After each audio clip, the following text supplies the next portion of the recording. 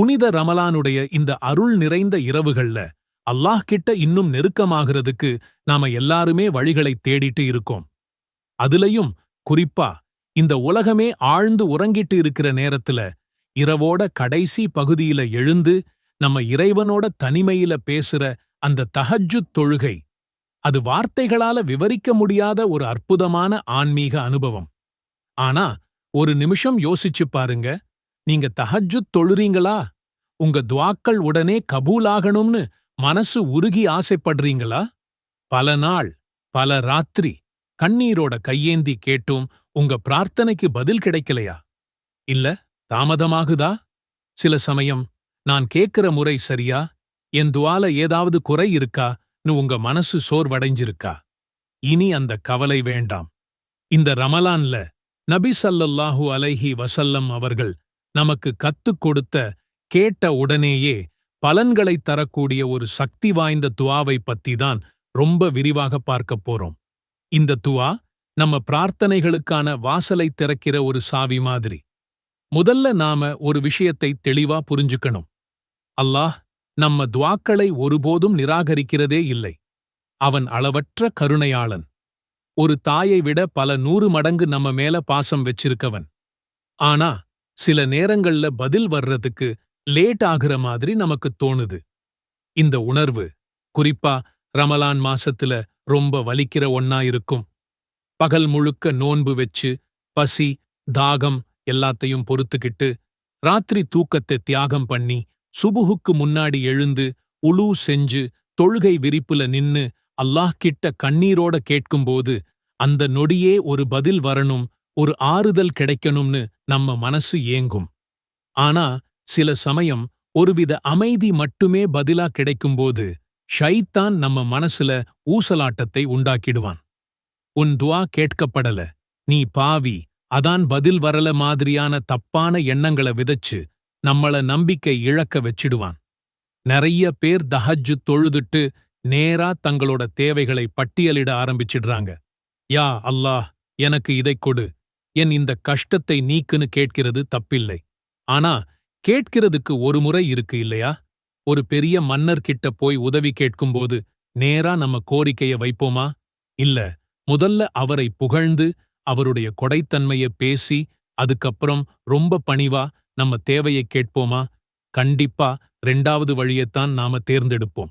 அப்போ இந்த முழு உலகத்தையும் படைச்சு பரிபாலிக்கிற அந்த மாபெரும் சக்கரவர்த்தியான அல்லாஹ் கிட்ட கேட்கும்போது நாம எவ்வளவு அழகா கேட்கணும்? நபி ஸல்லல்லாஹு அலைஹி வஸல்லம் அவர்கள் இரவில் தஹஜ்ஜுத் தொழுகைக்காக எழுந்தவுடன் இந்த துஆவை ஓதுவார்கள் என்று இப்னு அப்பாஸ் ரலியல்லாஹு அன்ஹு அவர்கள் அறிவிக்கும் ஹதீஸ் ஸஹீஹுல் புகாரி போன்ற ஆதாரபூர்வமான நூல்கள்ல பதிவு செய்யப்பட்டிருக்கு. அல்லாஹும்ம லக்கல் ஹம்த், அன்த நூருஸ் ஸமாவாதி வல் அர்த் வமன் ஃபீஹின்ன வலக்கல் ஹம்த், அன்த கையிமுஸ் ஸமாவாதி வல் அர்த் வமன் ஃபீஹின்ன வலக்கல் ஹம்த், أنت الحق ووعدك حق وقولك حق ولقاؤك حق والجنة حق والنار حق والساعة حق والنبيون حق ومحمد حق. اللهم لك أسلمت وعليك توكلت وبك آمنت وإليك أنبت وبك خاصمت وإليك حاكمت فاغفر لي ما قدمت وما أخرت وما أسررت وما أعلنت. أنت المقدم وأنت المؤخر لا إله إلا لا أنت لا حول ولا قوة إلا بالله. துஆவின் பொருள், இறைவா, உனக்கே புகழனைத்தும். வானங்களுக்கும் பூமிக்கும் அவற்றுக்கு இடைப்பட்டவைகளுக்கும் நீயே ஒளியாவாய். உனக்கே புகழனைத்தும். வானங்களையும் பூமியையும் அவற்றுக்கு இடைப்பட்டவைகளையும் நிர்வகிப்பவன் நீயே. உனக்கே புகழனைத்தும். நீயே மெய்யானவன். உனது வாக்குறுதி மெய்யானது. உன் சொல் மெய்யானது. உன்னை நாங்கள் சந்திப்பது மெய்யானது. சொர்க்கம் மெய்யானது. நரகமும் மெய்யானது. யுக முடிவு நாளும் மெய்யானது. நபிமார்கள் மெய்யானவர்கள். முஹம்மதும் மெய்யானவர். இறைவா, உனக்கே கட்டுப்பட்டேன். உன் மீது நம்பிக்கை வைத்தேன். உன்னையே நம்பினேன். உன்னிடமே மீள்கிறேன். உன்னைக் கொண்டே வழக்குரைக்கிறேன். உன்னிடமே தீர்ப்பு கோருகிறேன். எனவே நான் முன் செய்தவைகளையும் பின்னால் செய்யவிருப்பதையும் நான் இரகசியமாகச் செய்ததையும் நான் வெளிப்படையாகச் செய்ததையும் மன்னிப்பாயாக. நீயே முற்படுத்துபவன், நீயே பிற்படுத்துபவன். உன்னைத் தவிர வணக்கத்திற்குரியவன் யாருமில்லை. இந்த அற்புத துஆவை இன்றிலிருந்தே உங்கள் தஹஜ்ஜுத் தொழுகையில் ஒரு பகுதியாக ஆக்கிக் கொள்ளுங்கள். ஆரம்பத்தில் ஒரு பேப்பரில் எழுதி வைத்துப் பார்த்து ஓதுவதில் தவறில்லை. போக போக இன்ஷா அல்லாஹ் மனப்பாடமாகிவிடும். ஒவ்வொரு நாளும் இரவின் அமைதியில் எழுந்து உலூ செய்து 2 ரகத்கள் தொழுதுவிட்டு பின்னர் கையேந்தி இந்த வார்த்தைகளைக் கொண்டு உங்கள் இறைவனுடன் பேசுங்கள். அதன் பிறகு உங்கள் தனிப்பட்ட தேவைகளை உங்கள் தாய்மொழியில் உங்கள் உள்ளத்தின் ஆழத்திலிருந்து வரும் வார்த்தைகளைக் கொண்டு கேளுங்கள். உங்கள் கண்ணீரை அவனிடம் கொட்டுங்கள். நிச்சயமாக அவன் உங்கள் அழைப்புக்கு பதிலளிப்பான். நபி ஸல்லல்லாஹு அலைஹி வஸல்லம் அவர்கள் காட்டிய வழியின்படி நீங்க தஹஜ்ஜுத் தொழுகைக்காக படுக்கையிலிருந்து எழுந்ததும் உலூ செய்றதுக்கு முன்னாடியோ அல்லது பின்னாடியோ தொழுகையை ஆரம்பிக்கிறோம் முன் இந்த துஆவை ஓதணும். இதுதான் உங்க தஹஜ்ஜுத் நேரத்தோட தொடக்கமா இருக்கணும். இதை ஓதி முடிச்சதும் உங்க மனசுல ஒரு விதமான அமைதியும் அல்லாஹ் கூட ஒரு நெருக்கமும் ஏற்படுறதை நீங்க உணர்வீங்க. அதுக்கப்புறம் நீங்க தஹஜ்ஜுத் தொழுகையை தொடங்குங்க. 2 ரக்கத்தா உங்களுக்கு முடிஞ்ச அளவுக்கு தொழுது, குறிப்பா சஜ்தாவுல உங்க தாய்மொழியில உங்களுடைய எல்லா தேவைகளையும் கஷ்டங்களையும் கண்ணீரோட அல்லாஹ் கிட்ட கொட்டுங்க. ஏன்னா ஒரு அடியான் அல்லாஹ் கிட்ட ரொம்ப நெருக்கமா இருக்கிற இடம் சஜ்தாதான். இந்த ஆரம்ப துஆவை ஓதிட்டு நீங்க கேட்கும்போது உங்க பிரார்த்தனைக்கு ஒரு புது சக்தி கிடைப்பதை நீங்களே உணர்வீங்க.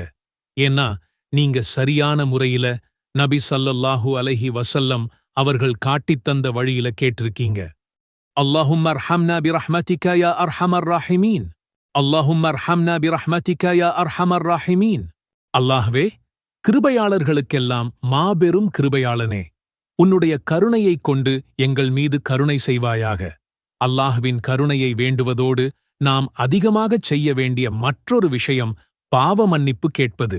ஏனென்றால் பாவங்கள் அல்லாஹ்வின் கருணையை தடுக்கும் திரைகளாக இருக்கின்றன. அந்த திரைகளை அகற்ற நாம் பாவ மன்னிப்பு கேட்க வேண்டும்.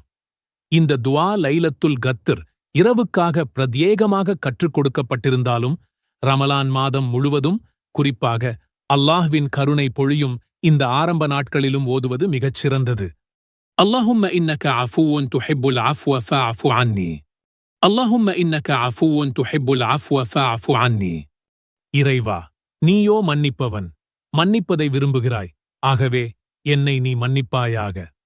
இந்த 2 துஆக்களையும் இந்த முதல் 10 நாட்களில் உங்களால் முடிந்த போதெல்லாம் ஓதி வாருங்கள். இந்த துஆக்களை ரமலானின் முதல் 10 நாட்களில் மட்டும் ஓதுவதல்ல, இந்த நாட்கள் முழுவதும் உங்களால் முடிந்த போதெல்லாம் ஓதிக்கொண்டே இருக்கலாம். நடக்கும்போதும் அமரும்போதும் உங்கள் அன்றாட வேலைகளைச் செய்யும்போதும் உங்கள் நாவுகள் இந்த திக்ரில் நிலைத்திருக்கட்டும். துஆக்கள் ஏற்றுக்கொள்ளப்படும் சில முக்கிய நேரங்கள் இருக்கின்றன. குறிப்பாக நோன்பாளி நோன்பு திறக்கும் நேரத்தில் கேட்கும் துஆ மறுக்கப்படுவதில்லை என்று நபி ஸல்லல்லாஹு அலைஹி வஸல்லம் அவர்கள் கூறியுள்ளார்கள். எனவே இஃப்தார் நேரத்தில் இந்த துஆக்களை உருக்கமாக கேளுங்கள். அதேபோல் இரவின் கடைசி பகுதியான சஹர் நேரத்தில் எழுந்து இந்த துஆக்களைக் கொண்டு அல்லாஹ்விடம் கையேந்துங்கள்.